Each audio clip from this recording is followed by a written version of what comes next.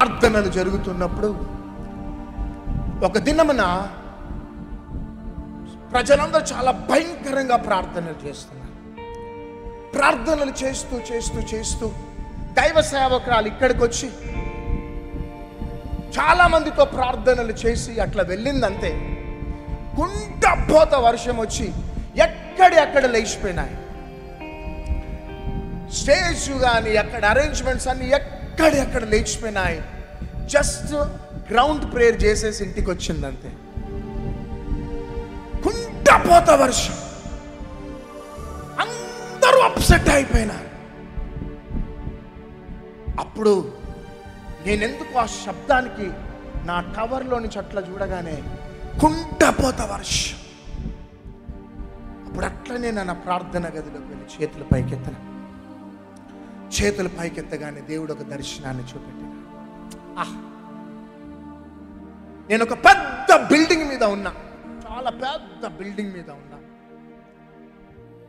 పక్కనంతా కూడా football players అంతా football ఆడుతూ ఉన్నారు. కిందనేమో దైవ సేవకురాలు పిల్లలంతా కూడా నిద్ర రెస్ట్ తీసుకుంటున్నారు బిల్డింగ్ ఒక గదిలో. నేను ఒక్కడే ఆ బిల్డింగ్ మీదకి వచ్చిన చూస్తున్నప్పుడు ఆకాశంలో నుంచి ఒక పెద్ద విమానం కూలిపోయింది. ఆ విమానం కూలిపోయి అది కొట్టుకుంటూ కింద పడుతూ ఎక్కడి నుంచో వస్తూ ఇక అది ఎక్కడనో పడుతుందేమో అనుకున్నా, అది డైరెక్ట్గా నేనున్న బిల్డింగ్ మీదకే వచ్చి పడుతుంది. God is my witness. ఆ బిల్డింగ్ మీదకే వచ్చి పడుతుంది.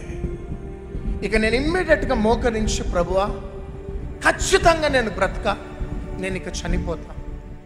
నా బిడ్డలు క్రింద ఉన్నారు, దైవ సేవకురాలు క్రింద ఉంది, నేను ఇక్కడున్నా, ఒకసారి జ్ఞాపకం చేసుకొని భయంకరంగా ఏడ్చుకుంటూ మోకరించిన. కొద్దిసేపు కాగానే అంత నిశ్శబ్దం అయిపోయింది. చప్పట్లు కొట్టండి అంత గట్టిగా. ఏంటిది శబ్దం లేదని కళ్ళు తెరవగానే అది సేఫ్గా అలా ల్యాండ్ అయిపోయింది. గట్టిగా చప్పట్లు కొట్టండి. షాక్ అయిపోయినా. అంత పెద్ద విమానం, ఎమిరేట్స్ లాగుంది, చాలా 360 సీటర్స్, అలా ఆగిపోయింది. ఏందని మరలా వెళ్ళి ప్రభువుని అడుగుతుంటే ఆ విమానం ఏదో కాదు, కుండపోత వర్షం. చేతుల పైకెత్తి చప్పట్లు కొట్టండి. ఆ విమానమే కుండపోత వర్షానికి సాదృశ్యం బిడ్డ. ఇక ఇప్పటిదాకా పడ్డ ఆ వర్షం ఇక ఒక్క చుక్క కూడా పడదన్నాడు. అంతే. గట్టిగా చప్పట్లు కొట్టండి. అంతే. ఆ రోజు ఆగిపోయిందండి వర్షం. ఈ రోజు దాకా ఒక్క చుక్క కూడా లేదు. గట్టిగా చప్పట్లు కొట్టండి. అంత గట్టిగా చప్పట్లు కొడతాను. హల్లెలూయా. అర్థమైపోయింది. ఈ 50 దినాల ఉపవాస పండుగలు, ఈ ప్రార్థనా కాలం, ఇది నాకే కాదు ప్రపంచానికి ఆశీర్వదించబడిన కాలం ఇది. హల్లెలూయా, హల్లెలూయా. ప్రపంచం ఒక దినమున జ్ఞాపకం చేసుకుంటారు బెల్లం పెళ్ళిని. హల్లెలూయా. అర్థమవుతుందా? అందుకనే బెల్లం పెళ్లిలో ఇది జరగటానికి కారణం ఏంటిదంటే, యేసుక్రీస్తు ప్రభువు గలిలయ, బేతనియా, జెరికో ప్రాంతాలలో తన పరిచర్య జరిగించిన తాను నజరేయుడైన యేసు. చప్పట్లు కొట్టాలా? చేతుల పైకెత్తి చప్పట్లు కొట్టు. యెరూషలేము యేసు అనలే, యెరికో యేసు అనలే, గలిలయ యేసు అనలే, బేతనియా యేసు అనలే. నజరేతు వదిలిపెట్టి ఎన్ని పట్టణాలు తిరిగినా చివరికి వెండి బంగారములు మా దగ్గర లేవు కానీ నజరేయుడైన యేసు. చప్పట్లు కొట్టండి అంత గట్టిగా. మేము ఉద్రేకంతో ఇది ఎల్పి స్టేడియంలో పెట్టాలనుకుంటే రారు ప్రజలు. హల్లెలూయా. ఉద్రేక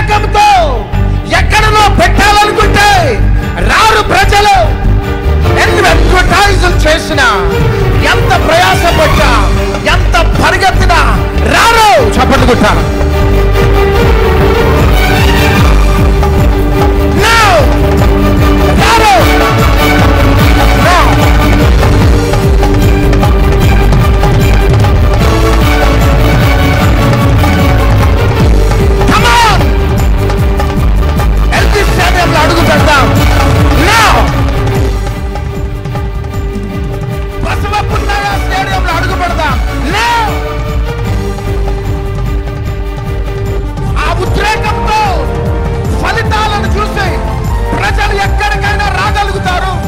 ఈ బెల్లంపల్లిలోనే ఇంత జనం వస్తే పట్టణంలో పడతాయి, స్టేడియంలు పాటైతాయని మేము బయలుదేరినామంటే ఒక్క దోమ కూడా రాదు.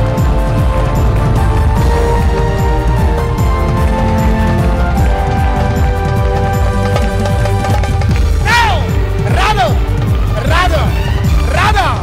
ఈ ప్రార్థన కాలం బెల్లంపల్లికే. చప్పట్లో come on everybody.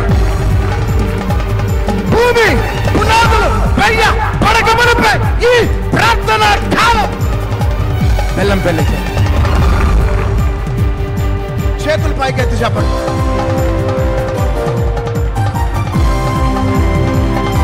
గలిలయలో అడుగు పెట్టినా, బేతేలియాలో అడుగు పెట్టినా, యెరికోలో అడుగు పెట్టినా, నజరేయుడైన యేసు